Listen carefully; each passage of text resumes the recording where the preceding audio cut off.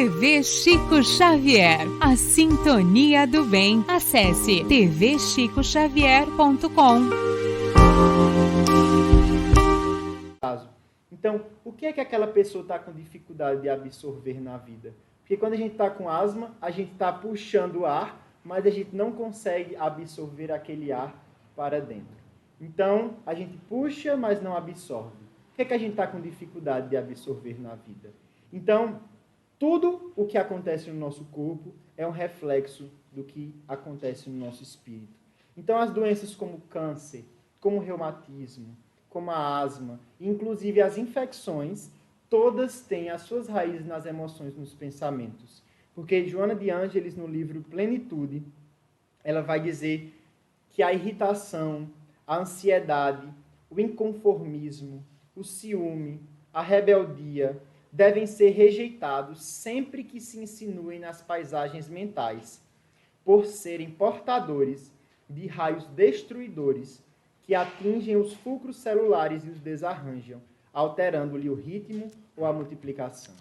Ou seja, esses pensamentos de irritação, de ansiedade, de inconformismo, de ciúme, de rebeldia, eles desarranjam, eles bagunçam toda a nossa organização celular. Então, a gente só tem uma infecção porque nós estamos desorganizados mentalmente. Porque se estivéssemos 100% organizados, o nosso corpo funcionaria perfeitamente e ele tem os mecanismos e os recursos para enfrentar aquela infecção sem necessariamente nós adoecermos. Então, olha que interessante que Joana nos diz. Esses sentimentos negativos, quando insinuados dentro do nosso espírito, eles são portadores de uma energia que desarranja as nossas organizações celulares. Então, o que é o câncer? O câncer é uma multiplicação desordenada das nossas células. Mas por que essa multiplicação está desordenada? Porque existe aí um psiquismo, uma alma, um espírito, que ainda tem coisas não resolvidas dentro dele e que manifesta no seu corpo essas coisas não resolvidas. Então, tudo que acontece no nosso corpo é fruto do nosso psiquismo.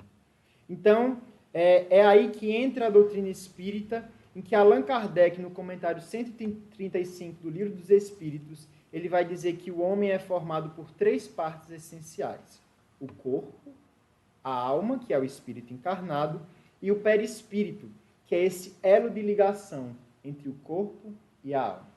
Então, o corpo e a alma estão intimamente ligados.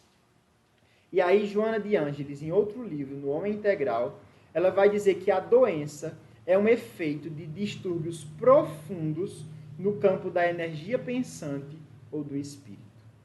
Então, nós muitas vezes queremos atribuir a causa das nossas doenças ao que está fora.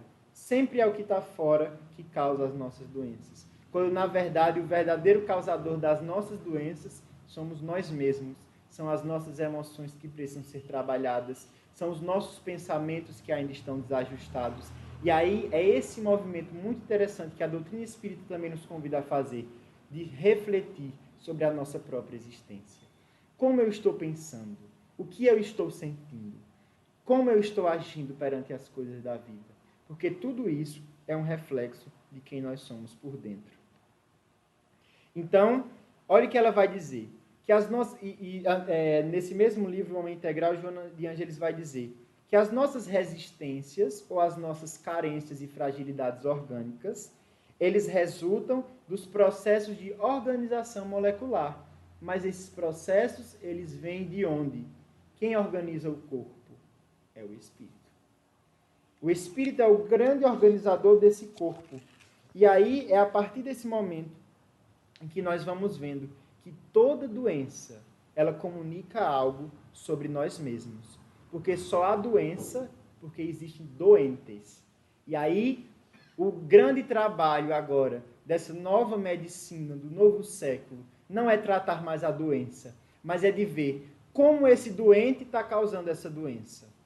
Porque agora o foco é quem está doente. Porque se eu tenho problemas intestinais, porque eu tenho um apego muito grande às minhas coisas da vida.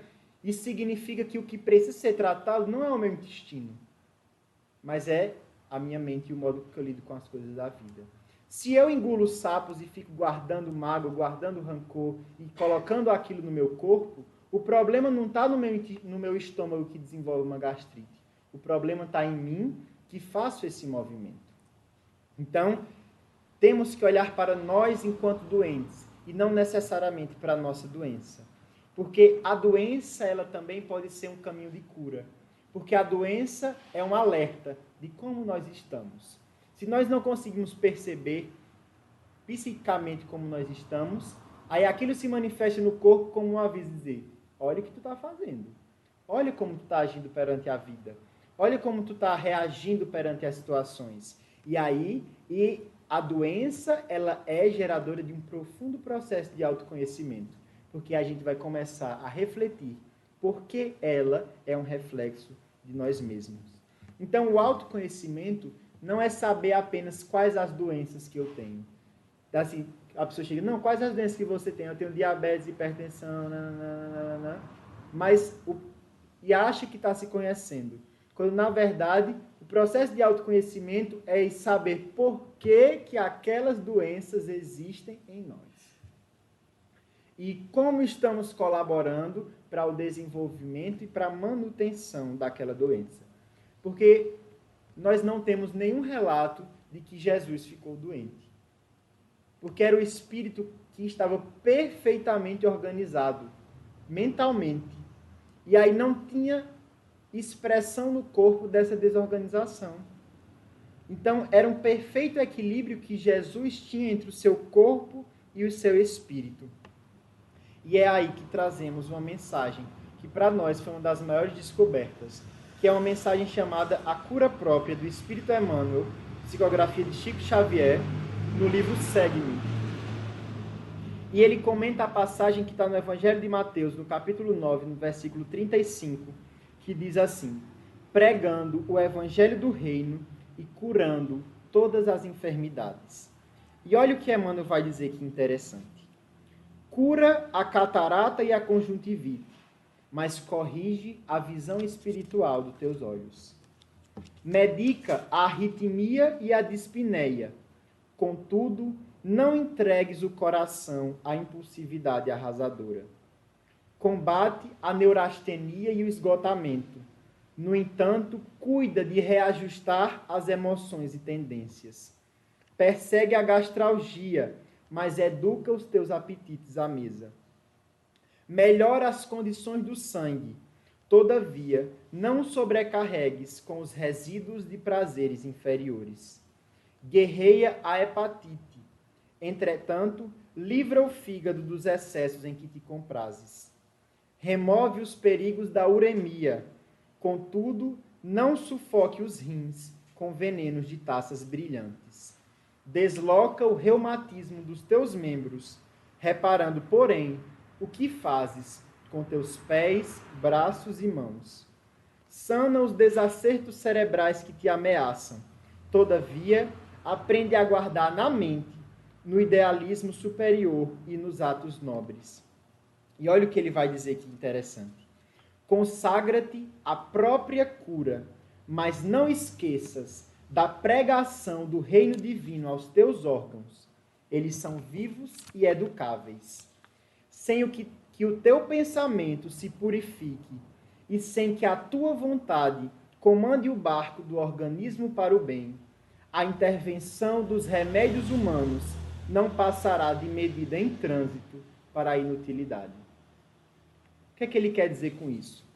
Que a gente pode buscar curar a catarata, a conjuntivite, a surdez, a arritmia, a dispneia, a gastralgia, a hepatite, o reumatismo. A gente pode muito bem buscar curar tudo isso com os remédios, mas sem a purificação do pensamento e sem que a nossa vontade comande o barco do organismo para o bem, esses remédios não servirão de nada. Ou seja, não adianta curar só o corpo se a alma também não está curada. E aí ele vai dizer, prega o reino divino aos teus órgãos, porque eles são vivos e educáveis. E aí a gente vai voltar. Se as atitudes de cólera atacam o fígado, onde é que no Evangelho vai ter a cura da cólera e, consequentemente, a cura do fígado? Quando Jesus ele vai dizer, perdoai não 7 vezes, mas 70 vezes 7.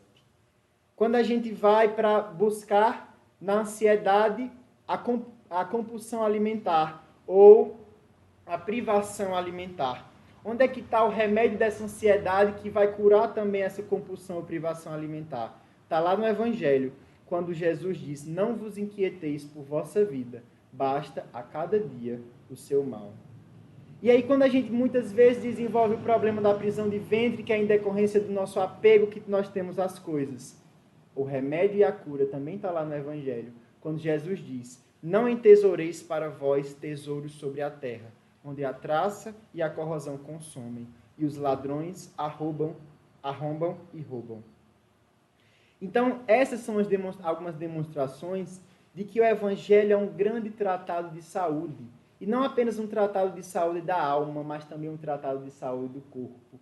Porque quando a gente cura a alma, a gente está fazendo um movimento também de cura do corpo. E se buscarmos no Evangelho, nós encontraremos lá todas as indicações para que tenhamos uma saúde perfeita.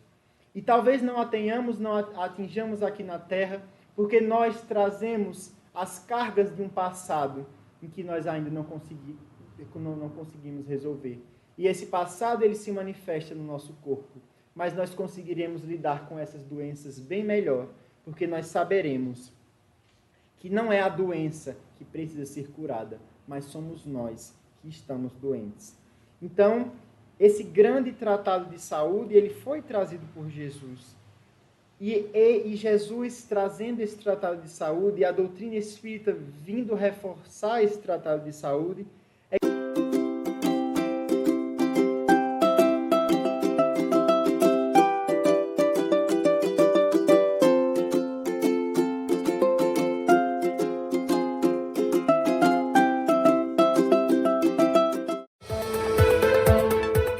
Baixe o aplicativo da TV Chico Xavier.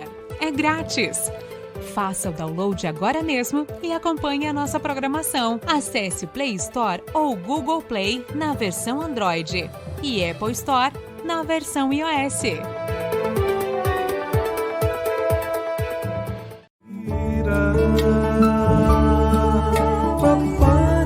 A TV Chico Xavier está também nas redes sociais. Acesse facebook.com/TV Chico Xavier, instagram.com/TV Chico Xavier e youtube.com/TV Chico Xavier.